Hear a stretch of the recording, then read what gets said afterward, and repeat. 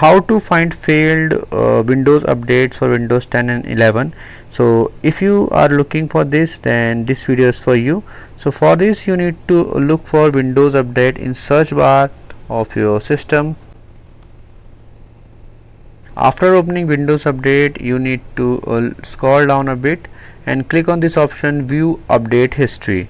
Find Windows update which are failed to install. You will get the option failed to install here, and if you find any update, you can see they are successfully installed. I have just installed all of them. If you find any failed option here which is showing successful for my case, because I just did it, and so you need to find the error message and you need to again install them one by one manually.